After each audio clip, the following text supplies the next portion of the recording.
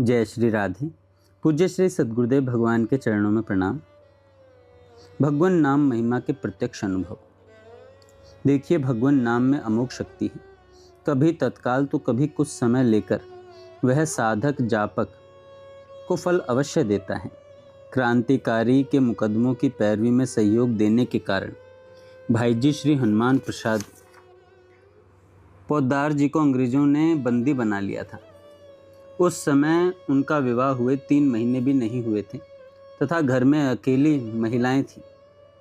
इस स्थिति एवं कारावास की अवधि की अनिश्चितता के बारे में सोचकर वे घबरा गए। पूज्य श्री भाई जी स्वयं लिखते हैं, हृदय में दुख व व्याकुलता छा गई थी। चारों ओर अंधेरा ही अंधेरा दिखता था।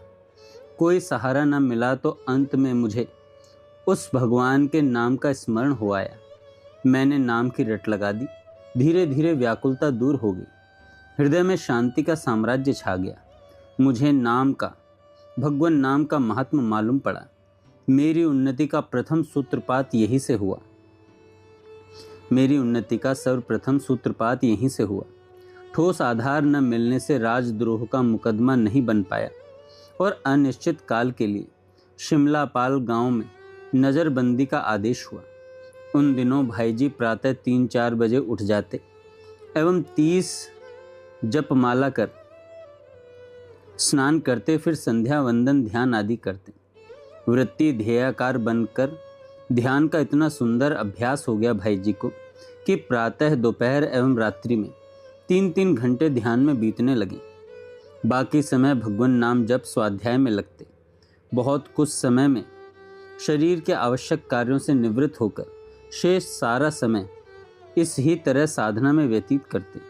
नाम जप में इतना रस आने लगा कि नाम जप छूटना सहन नहीं होता था।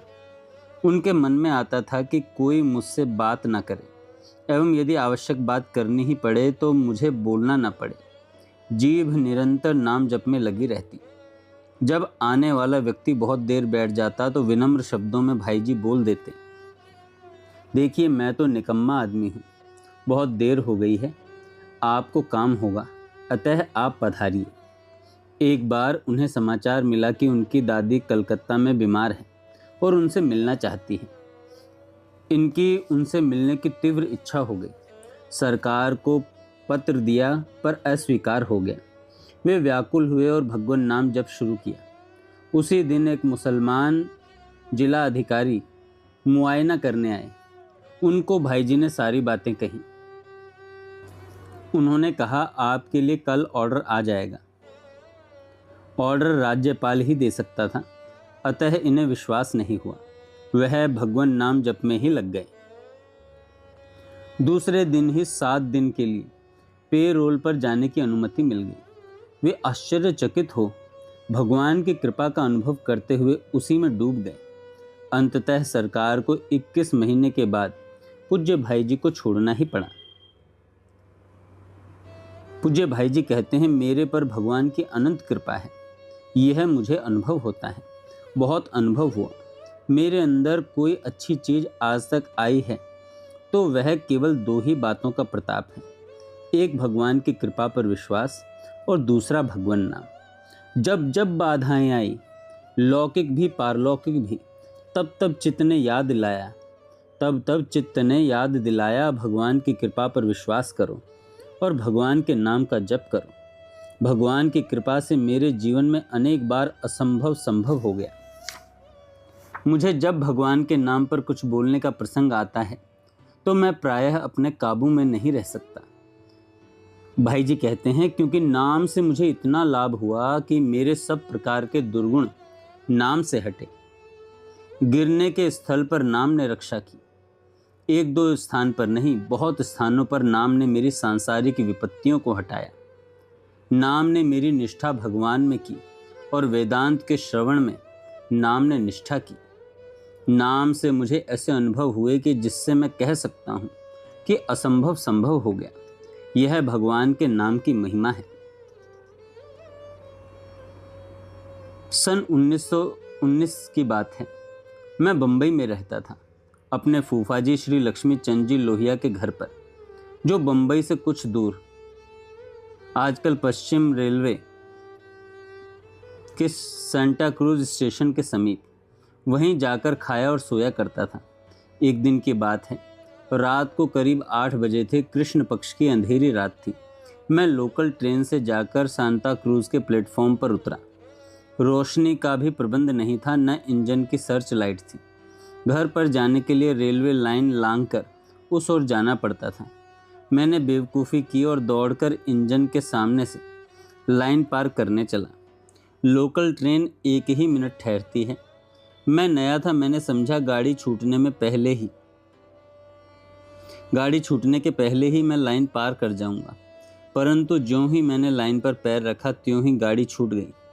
परंतु भगवान की प्रेरणा और प्रबंध से उसी समय किसी अज्ञात पुरुष ने मेरा हाथ पकड़कर जोर से खींच लिया।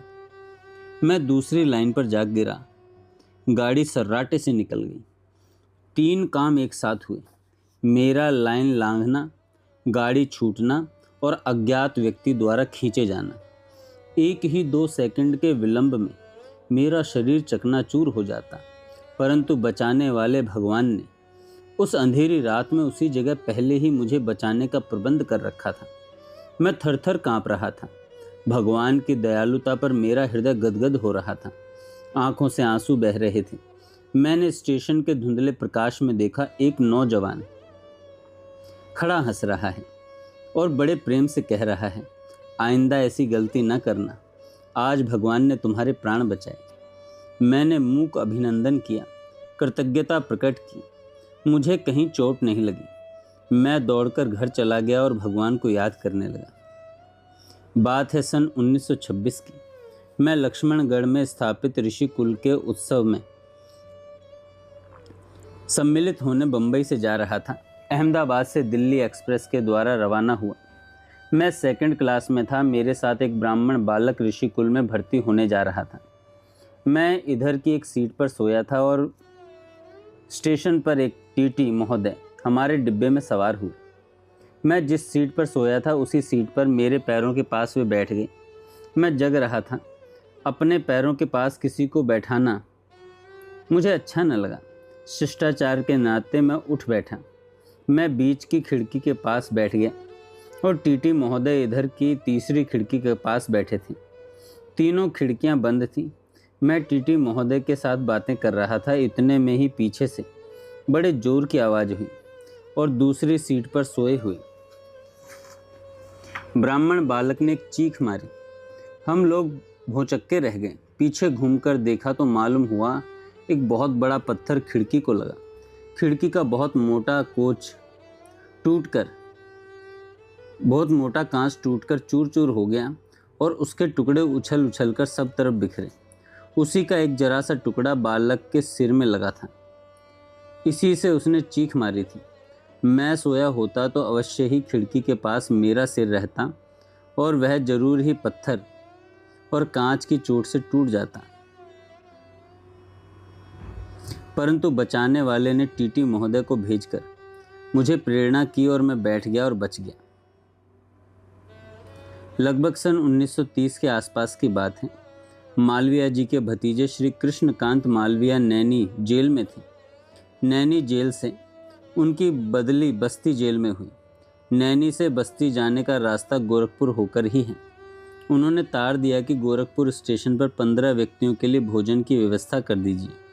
उस समय इलाहाबाद से आने वाली गाड़ी शाम को करीब 5 बजे गोरखपुर पहुंचती थी। तार गीता प्रेस में आया था। मैं उस समय गोरखनाथ के पास बगीचे में रहता था। उस समय न टेलीफोन था न मोटर थी। रिक्शा भी उस समय नहीं थे। इक्का भी जल्दी वहाँ नहीं मिलता था। वहाँ से स्टेशन करीब 3 मील होगा। प्रेस वालों ने भूल यह की कि भोजन का प्रबंध तो किया नहीं। एक साइकिल वाले के साथ तार मेरे पास भेज दिया। तार मेरे पास लगभग 4:45 बजे पहुंचा। अब उस समय न हमारे पास भोजन तैयार न कोई सवारी उपलब्ध। गाड़ी आने में करीब 15 मिनट बाकी थे। अब क्या करें? मन में कुछ चिंता हुई। प्रेस वालों पर भी मन में झुंझलाहट हुई कि इंतजाम नहीं किया, तार खोलकर पढ़ ही लिया होता, ऐसे ही भेज दिया। हे भगवान, अब मैं क्या करूं? इतने में ही बाबू बाल मुकुंद जी, जिनका वह मकान था, उनके यहाँ उस दिन प्रसाद था। उसी समय 2 इक्के आए और उसमें पूड़ी, साग, मिठाई, फल आदि सब चीज़ें थीं। कोई 20-25 व्यक्तियों का सामान था। मेरे मन में आया कि यह तो भगवान ने ही भेजा है। उन्हीं इक्कों में वही सामान ज्यों का त्यों आदमी देकर स्टेशन भेज दिया। गाड़ी 15 मिनट देर से आई। वे लोग 16 व्यक्ति थे। सभी ने बड़े मज़े से खाया और बड़ी प्रसन्नता प्रकट करके गए। अब सोचिए, 1 घंटे बाद सामान आता तो उनके काम का नहीं था, और 2 घंटे पहले आ गया होता तो घर वाले लोग खा लेते। भगवान के मंगल विधान से सब ठीक हो गया। भगवान के मंगल विधान से सब ठीक हो गया। जय श्री राधे। आगे की अनुभूतियाँ हम कल सुनेंगे।